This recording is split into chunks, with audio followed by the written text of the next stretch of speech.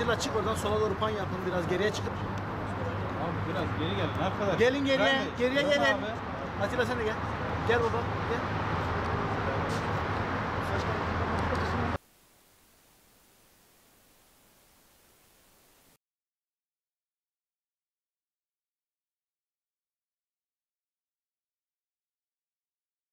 Buraya gelmemize vesile olan ben daire müdürü arkadaşlarıma teşekkür ederek sözlerime başlamak istiyorum.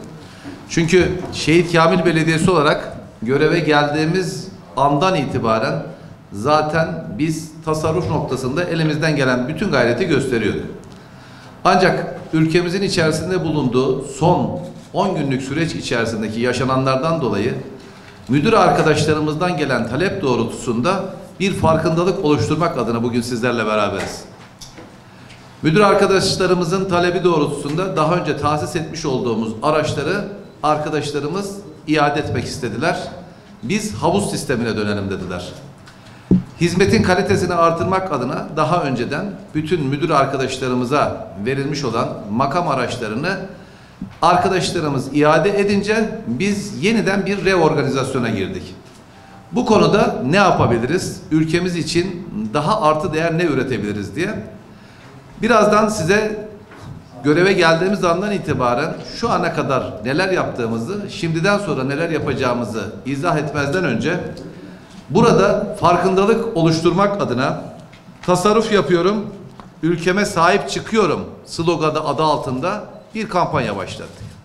Çünkü 15 Temmuz'da bu memleketi hain emellerine alet etmek adına uğraşanlar şu anda da ekonomik bir savaşın eşiğine getirmeye çalışıyorlar.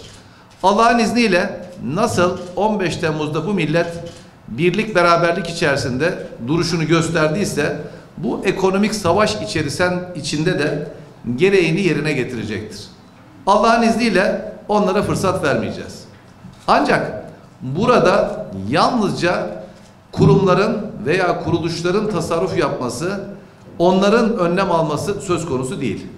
Bu hep birlikte milli bir dava şuuru ile tüm vatandaşlarımızın dikkat etmesi gereken husus. Öncelikle şuna dikkat etmemiz gerekiyor. Yaşantımızın içerisinde öncelikleri belirleyip ona göre ihtiyacımız olan ürünleri almamız, ihtiyacımız olmayanları ötelememiz gerekiyor.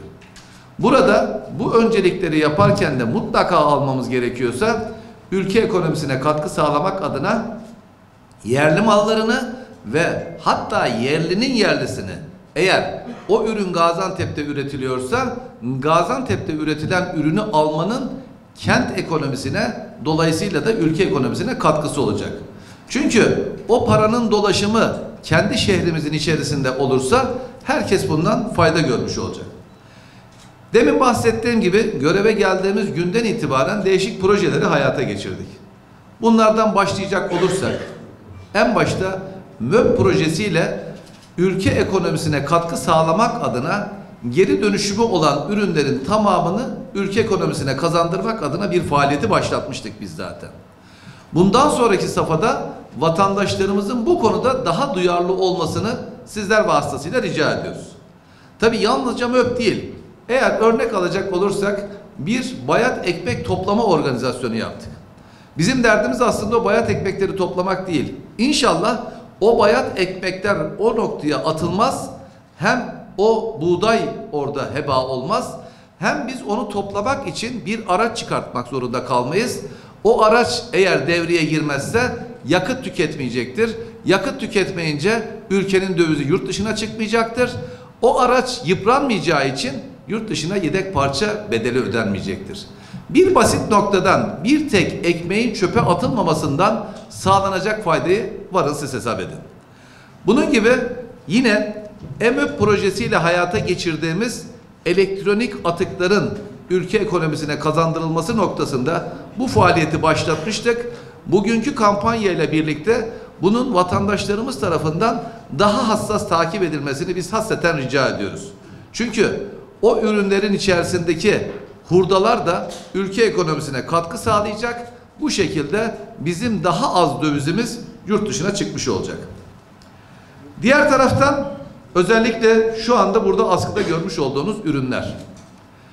Kıyafetlerinize bir şans daha tanıyın kampanyasıyla başlatmış olduğumuz çalışmayla gelir düzeyi üstte olan vatandaşlarımızın kullanmadığı gardırobundaki atıl olan ürünleri biz alıyoruz, temizliyoruz, ütülüyoruz, askılara koyuyoruz ve bunları yeniden kullanılabilecek hale getiriyoruz. Aslında bu da bir geri dönüşümdür. Bunların da ihtiyaç sahiplerine ulaştırılmasında biz ön ayak olmaya gayret gösteriyoruz. Ben tekrar katılımınızdan dolayı tüm basın mensuplarına yürekten teşekkür ediyorum.